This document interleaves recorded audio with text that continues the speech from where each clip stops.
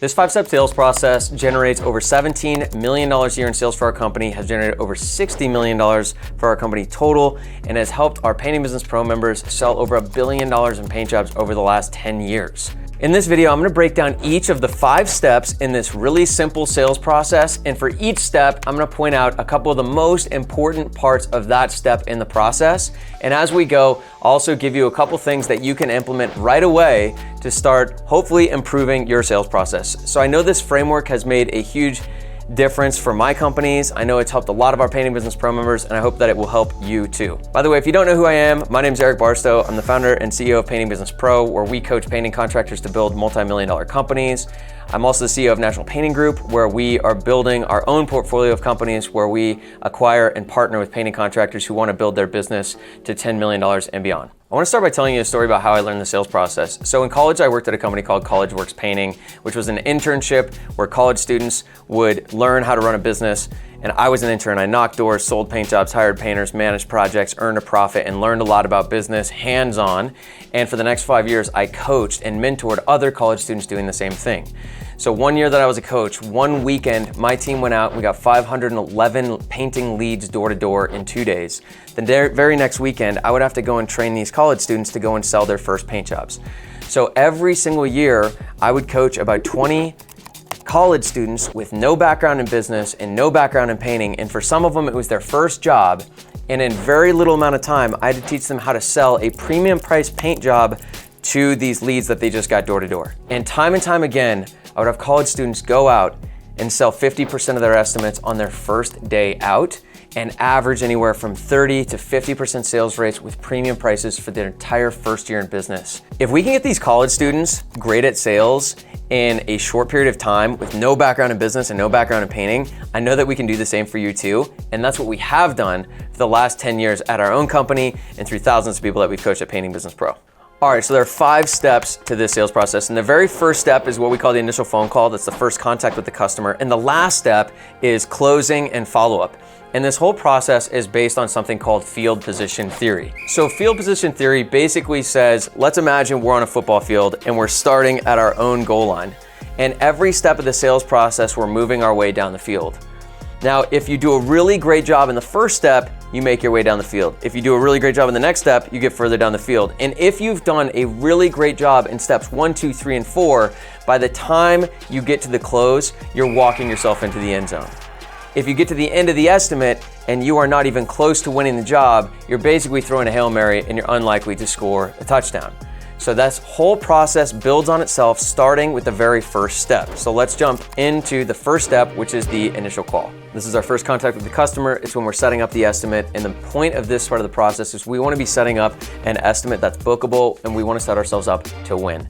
There's 5 main things that we want to make sure that we cover on the initial phone call to set us up to win. The first thing that we've got to do is we've got to get them engaged in the phone call and start qualifying them for an estimate. The way that we do that is we just start asking a lot of questions. It starts out all about them. What are you looking for? What are you looking to get done? What concerns do you have? Have you painted before? Are you planning on changing colors? When are you planning on getting the work done? And asking them enough questions that they kind of have to stop whatever they're doing when we call them and engage in the phone call. We need them to be engaged with us when we get through these other points where they're gonna go in one ear and out the other, and they're gonna get you on the schedule, but they're not gonna be set up right. The second thing that we need to do is we need to give people a reason to buy from you.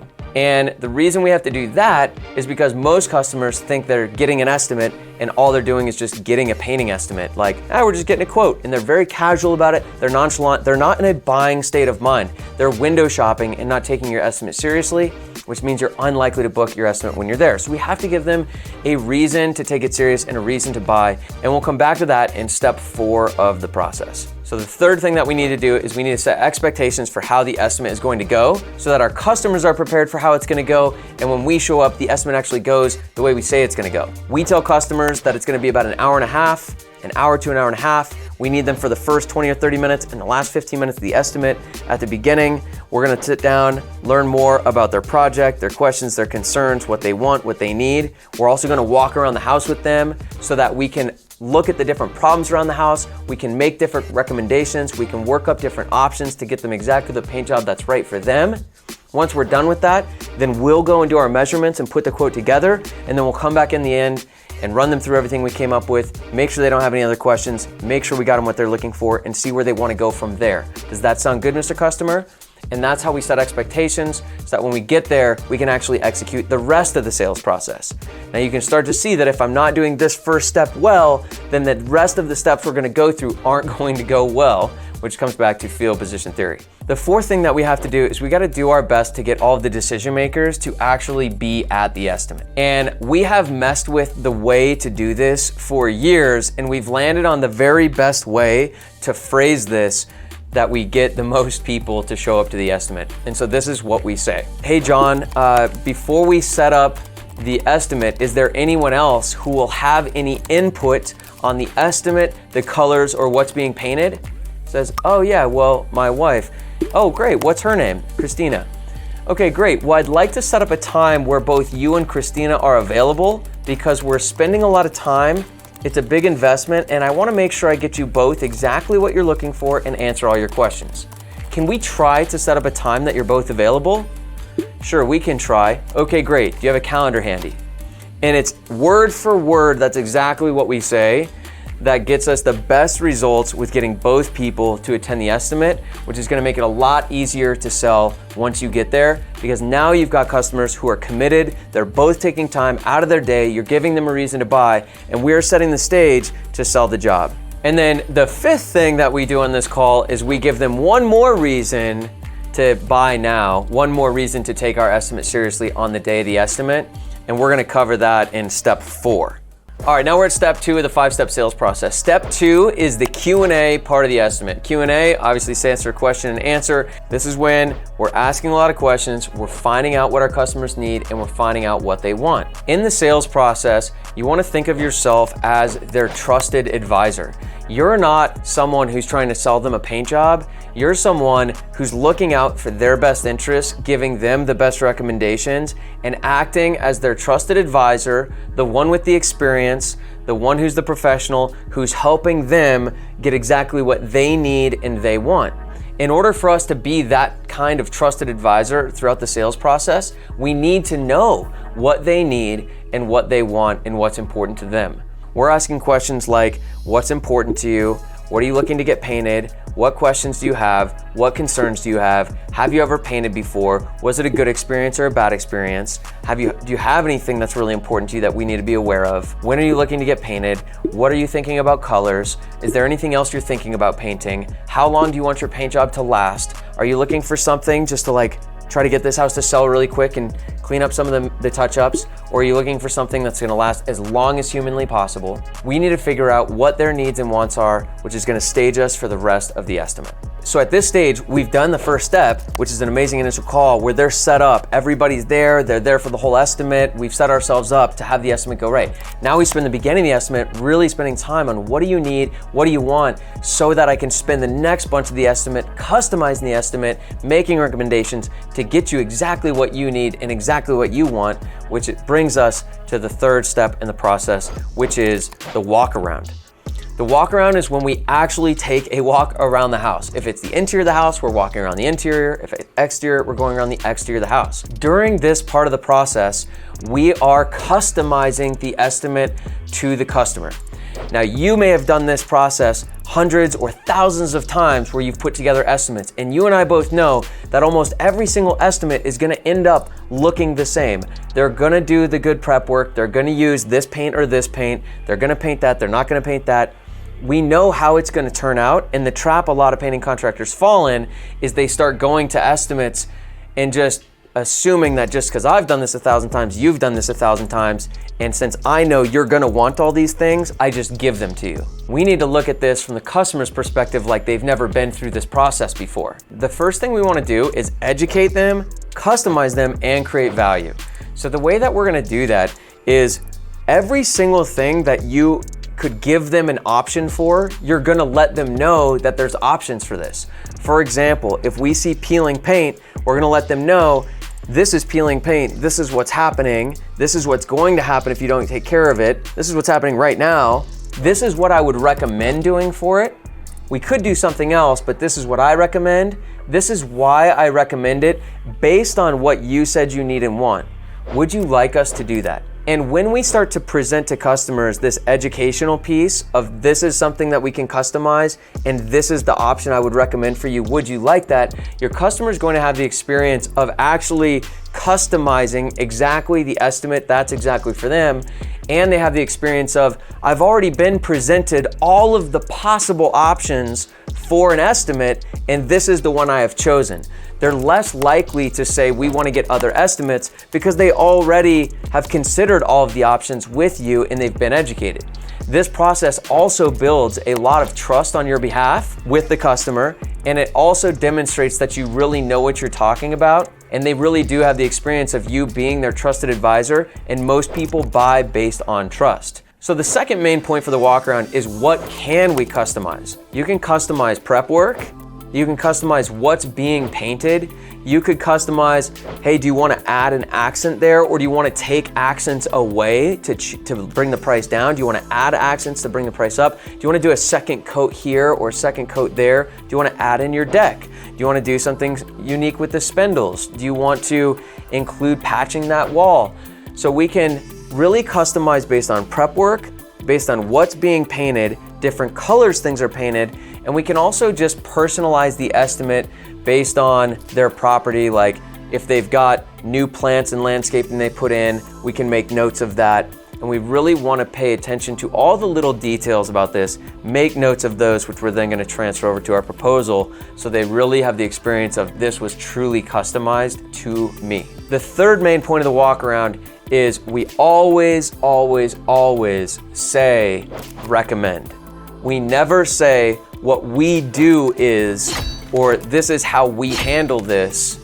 There's nothing that we do. We serve our customers' best interest and we make recommendations. That one change we have seen drastically improve people's sales rates. So when you do your walk around in this way, almost nobody else that's going out and doing estimates for your customer is going to do this. Almost nobody. And I know that because even people I train to do it this way still don't do it this way because it's so easy to get caught in the trap of just this is what we do and going through the motions. If you can truly slow down and really educate your customer and make recommendations based on what they need and want, that will really differentiate you from the competition, and it will get you further down the field and closer to closing the deal, so that more and more, the only thing remaining, the only last question in their mind is going to be the price. One of the things that this walk around does is it increases the perceived value of what you're offering, which means your customer is going to expect a higher price, which means this is one of the ways that we can charge a higher price. Just imagine you're a customer, you've got one person who comes over and spends 10 minutes with you, someone else spends 45, and someone else spends an hour and a half. Who do you expect to have the highest price? You expect the price to be highest from the person who spent the most time and was the most detailed and the most thorough with you. And you're more comfortable going with that person because you trust them more. So this is a real powerful way to create value for you, create trust for you, and differentiate yourself from the competition. All right, so that brings us to step 4 in the process. Step 4 is actually going to happen throughout the whole process, going all the way back to the initial phone call. And step 4 is what we call pre-closing. This is how we get people in a buying state of mind, out of a window shopping state of mind, so they're taking your estimate seriously and actually thinking, do I want to buy from this person today, rather than just getting an estimate, so that you're more likely to get a yes from the customer because they're actually making a decision, am I going to hire you or not? Because there's something in it for me if I do decide to hire you today. So there's a lot of different ways that you can do this, but there's 2 main ways that we do at our company, and I've taught a lot of other people to do that works really well. And for both of these pre-closes, this is like, hey, if you scratch my back, I'll scratch yours. So the first one is timing. So I can offer my customer a discount based on when they can get their project done with me. So I might have some certain spots in my schedule that I'm trying to fill, or I might just want them to get their house painted in the next 4 weeks. So I can say, hey, Mr. Customer, if you can paint in the next 4 to 6 weeks, like that early to mid-August spot, would that work for you? Because if it does, that would really help me and my schedule out a bunch, and I'd even be willing to save you a little bit of money if you can. He says, yeah, actually I could. Say, okay, great, that actually helps me out. I'll knock a couple $100 off for you. Sweet. And now he's more likely to buy from me. He's in a buying state of mind because he needs to buy to secure that spot in my schedule to save 200 bucks. It doesn't mean he's gonna buy from me, but it gives him a reason to consider buying today. The second thing that we can do is we can offer a discount for signing with me today. Hey, by the way, really helps me out if you guys decide, hey, really like you, Eric, I really like your company, we wanna work with you. If you just make that decision on the day of the estimate and you say, let's just do it today, that helps me out. If you guys decide you wanna do that, I'll save you an extra couple $100 because it helps me out. I never talk in percentages, I always talk in a couple $100, so it's casual and it's like, look, if you help me out with this, I'll help you out with that, sound good, cool. If you don't want to, that's totally cool too. This is just one way that if it works out for you to help me out, then I'll help you out, and if not, totally understand, no pressure. All right, because the point of this is not to pressure people into making a decision. The point is just to give people a very small incentive that says, hey, if you're gonna do the estimate with me, you might as well just take it seriously, because if you do decide to work with me, you can save money by taking it seriously now instead of thinking about it seriously later. So it actually is in their best interest too, it's in your best interest, and we can sprinkle both of those into the initial call and then into the estimate. So let me tell you where we add these in. On the initial call, at the beginning of the initial call, when we're asking them when they want to get the painting done, that's when we let them know that we could maybe save them some money if they paint in the next 4 to 6 weeks. And then at the end of the initial call, we say, oh, hey, also, by the way, if I come out and do the estimate and you're really happy with me, you like what I'm offering, you want to work with me, you're happy with the price and everything, and you just decide to do it that day, that helps me out. I'll knock a couple $100 off. So just keep that in mind, and I'll see you on Friday. And then we do it again at the estimate. In the Q&A, we're reviewing scheduling at the very beginning. That's when we bring that discount up again. And then at the end of the walk around, I'm summarizing everything I'm gonna quote up for them. And I say, hey, and just as a reminder, if I come back in and you guys are like, this looks great, let's do it, and you wanna move forward today, I'll knock a couple $100 off because it helps me out. So keep that in mind. You know, I'll be back in 20, 30 minutes and we'll run through everything.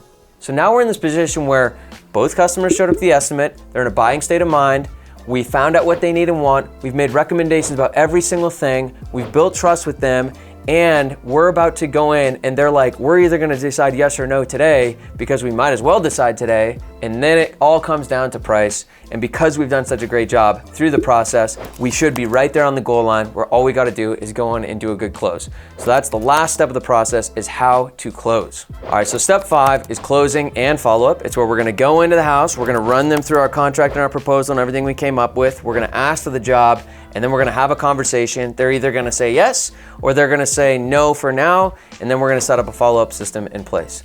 So there are 6 steps that we're gonna go through in this entire closing and follow-up process. Step 1 is where we just do the close. So this is where we literally show them the proposal and we walk them through the whole thing. Hey, this is your name, your address, your phone number, is all that information right? Yes. These are all the areas we said we're painting, is that right? Yes. This is the prep we're doing, is that right? Yes. These are the other notes I had, that one, is that all right? These are the materials we said we're using, is that right? Yes. And they're saying, yep, all the way down. Then I say, cool, here's option 1 with the discounts, well, option 2 with discounts, option 3 with discounts, and then I close. So I can either put the pen down and shut up, or I can say, so I just need 25% today to secure your spot in our schedule and save you that money. Pen down, shut up, or I can say, so which of those options you guys wanna go with? Pen down, shut up. The point is that you do a close where you're basically asking for the job, and then you stop talking and let them think, let them process. Step 2 is when they ask questions. When customers ask questions in the close, your job is to answer them as succinctly as possible and then close again. So we used to offer a 2-year warranty and a 5-year warranty, like 10 years ago. And people would always say, what's the difference between the 2-year and 5-year warranty? And we would say, oh, the 5-year warranty is where we do 2 coats. Which one do you guys wanna go with? Or the 5-year warranty is where we do 2 coats. Does that answer your question? Okay, cool. Which one do you guys wanna go with? And that's it. Don't over talk in the close. All right, step 3 is when we're on the next part of this process, where your customer now is either, they've gotten through all their questions and now they're either saying, yes, I wanna go with you, or no, we're gonna get other estimates, we're gonna think about it, or some other reason they're not gonna buy today. That's what we call an objection. So the first thing that we wanna do is isolate the objection and empathize. So this is what that looks like. To isolate the objection, we ask them 4 questions. I say, okay, cool, so you wanna get other estimates? No problem at all. Is it okay if I just ask you a few questions about my estimate before I go? And they say, oh yeah, of course. I say, cool, so first, are you guys definitely painting this year? Are you gonna do this project? Yes. Cool, did I get you everything you need and want? Is this exactly what you're looking for? Yes. Great, do you trust me? Are you comfortable with me and my company delivering on these promises? Yes. Okay, cool, and is the price about what you're expecting? Yes. If you get a no to any of those 4 questions, that's the real reason that they're not buying today. If they're not sure they're doing the painting project, they're not gonna buy. If they didn't get what they need and want, they're gonna shop around. If they're not comfortable with you and the company, they're gonna shop around. If the price isn't what they're expecting, they're gonna shop around. So that's the real reason. But if we get yeses to all those, then we say, okay, cool, so you really just wanna get other estimates, or you really just wanna think about it because, and then they'll fill you in. And then you empathize. Look, I totally get it. I would probably feel the same way as you. No problem at all. So that's step 3. Step 4 is where we commit to a decision. We say, okay, so I understand, no big deal. When can you guys let me know by? And they commit to when they're gonna decide. Step 5 is we're now gonna extend our discount to that date and say, look, I totally understand you guys have gotten burned before. You just wanna get another estimate for peace of mind. Totally understand, I probably wanna do the same thing. So I'll tell you what, I'll just extend this discount to Friday, to that day that you said you could get me a decision by. Does that sound good? Cool, any other questions? And we move on. All right, and then step 6 is we follow up on that date. And we say, hey, Mr. Customer, what do you say? Can we paint your house? And then we literally just repeat steps 4 through 6 again. All right, so they say, oh, we haven't made a decision, so they commit to a new date, we extend the discount to that date, and then we follow up on that date. And then we just keep doing that cycle over and over until we get a yes or a no. And if people keep pushing you back like 2 or 3 times, just stop and say, hey, Mr. Customer, are you guys seriously considering working with us still or no? Because it's okay either way, just want to know. And usually when you do that, they say, no, we really are, we really like you, blah, blah. And a lot of times the people that are dragging their feet the most are dragging their feet because they're busy, and you're gonna end up winning just because you're the one that's just still following up and still standing, because that demonstrates something to them, like, man, you guys are on top of it, and you're gracious, and you're kind, and you're on top of it. I'm just gonna go with you guys because you clearly want my business. All right, so that wraps up the 5 steps in our whole sales process. And if you do a really amazing job, most of the jobs that we win, we don't have to close. Most of our jobs, we get to the close, we run them through the contract, and they sign. And then there are some people who just want to get another estimate, or they do need to think about it, or they're waiting on pricing on another project or something. For those people, we do continue to follow up, and we'll win some more jobs that way too. But this 5-step sales process is how we sell 40 to 50% of our estimates. If we have any salespeople on our team that are selling less than 40 or 50%, it's usually because they're missing just one of the things that we covered in this video. So what you can do from here is you can save this video, re-watch it, and just take a couple notes down on what are the couple of changes that you're gonna make to your sales process today, because everything we've covered in this video will improve your sales. There's no downside to it. If you spend more time with customers, you'll make more sales. If you customize your estimates more, you'll make more sales. If you do a more thorough initial call and set yourself up to win, you will make more sales. So I know that this 5-step sales process has helped make our company millions of dollars in sales, has helped Painting Business Pro members make hundreds of millions of dollars in sales, and I think it can help you too. So if you want even more videos like this, you can definitely check out our channel on paintingbusinesspro.com, or if you want help implementing this entire sales process, plus a lot more detail, plus the systems in every other part of your business, check out the Painting Business Pro training program, which you can find on our website. And I hope this helps you as much as it helped me, and we'll see you in the next video.